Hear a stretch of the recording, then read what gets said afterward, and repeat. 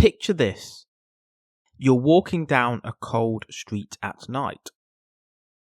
Rain hitting the pavement. Silence. Except for distant traffic. You see a man sitting on the floor, back against the wall, head down, looking defeated.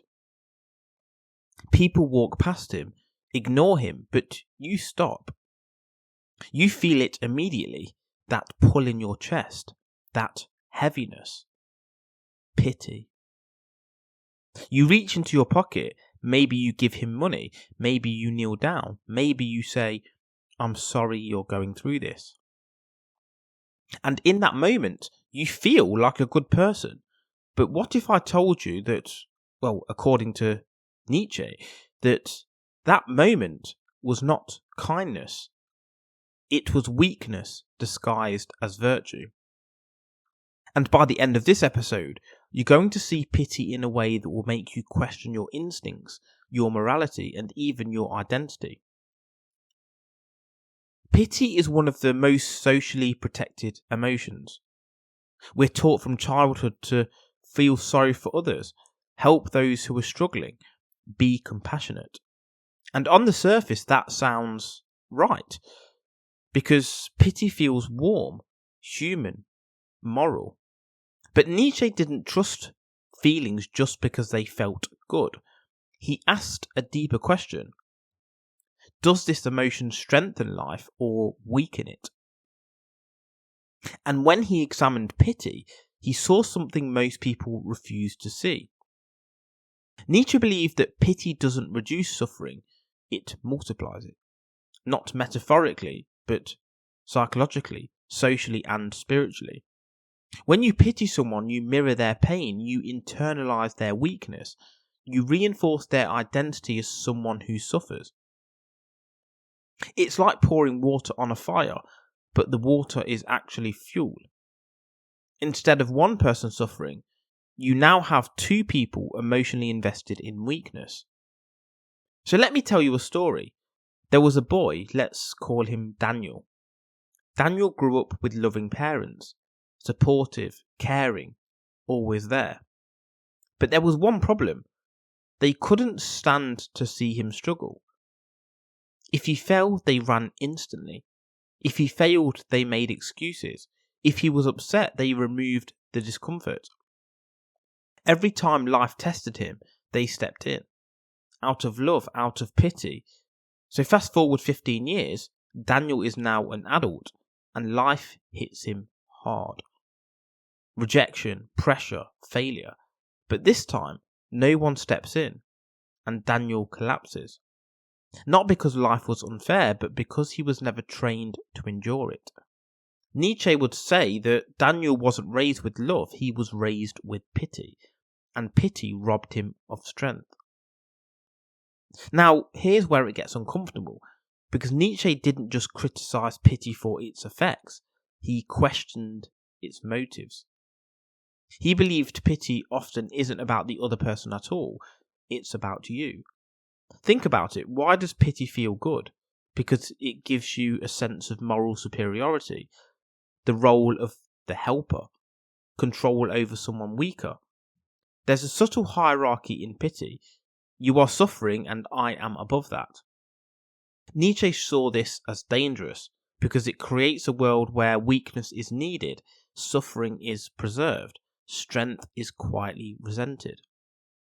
At the core of Nietzsche's philosophy is one idea, the will to power. Not power over others, but power over yourself. Growth, expansion, overcoming.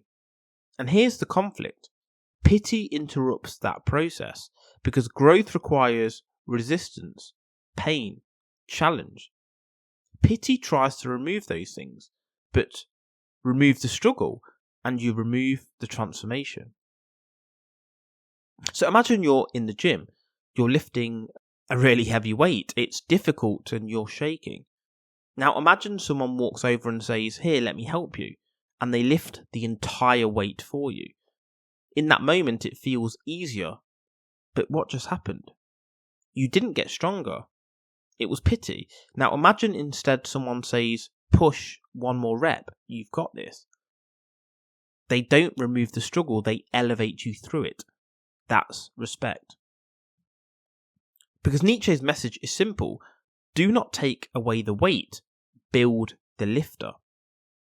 Nietzsche feared something much bigger than individual weakness. He feared a culture built on pity. A world where people are rewarded for being victims. Responsibility is avoided. Excellence is suppressed to protect feelings. In that world, average becomes the standard. Strength becomes offensive. Truth becomes softened.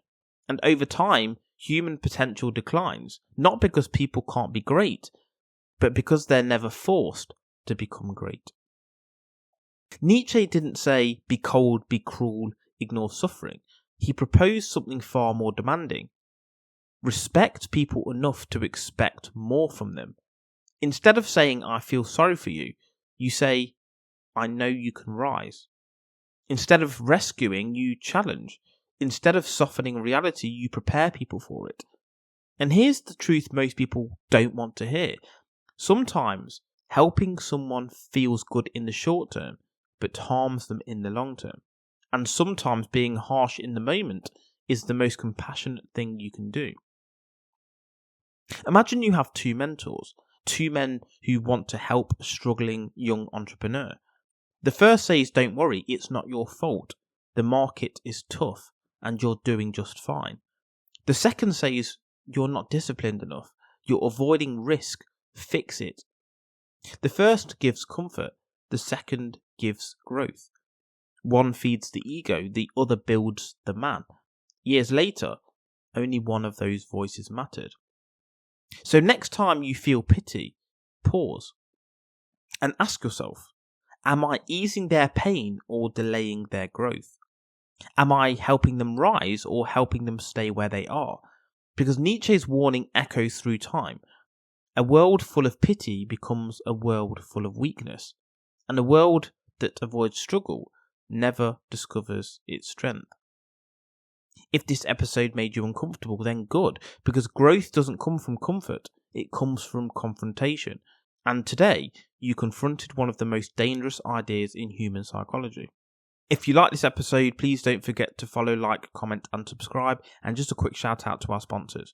Strong Coffee Company, protein-packed coffee for energy and clarity. Use code Vancrux1 for 20% off at strongcoffeecompany.com. And then there's More Labs, clinically proven hydration and recovery drinks. Use code Vancrux1 for 25% off at morelabs.com. And finally, liquor gummies, electrolytes and vitamins for hangover prevention. Use code Vancrux1 for 20% off at liquor.com. That's liquure.com.